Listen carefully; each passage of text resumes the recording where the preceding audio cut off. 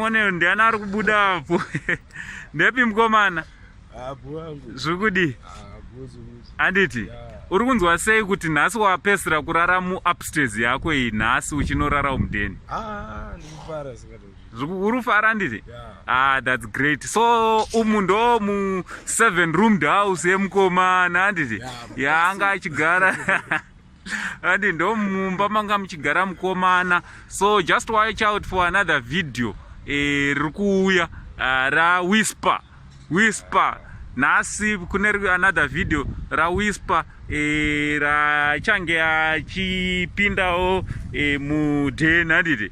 So what do you want to say kuna handisuda kutaura mazita vanhu tichazotaura pamberi apo. Okay, what do you want to say kune vakakubatsira kuti vari kukubatsira kuti ubude muupstairs yako? Ndongoda kuti tutienda nekubata basa ramukuita ingoti nyasha dzaMwari ngadzive isingaperi varamba chikuwedzera handiti. So uri kuvapromisawo kuti kudi? Ndikuvapromisa kuva munhu akanaka kozi paitonibatsira vari kuexpect vari kutarisirawo munhu vari kutarisirawo zvakanaka muupenyu hwako, saka ndovapromisawo zvakanaka kuti uchaitawo zvinhu kwazvo handiti.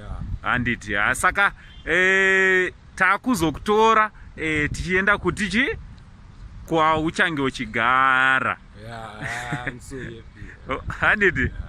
Alright, tichitiwo chi much love.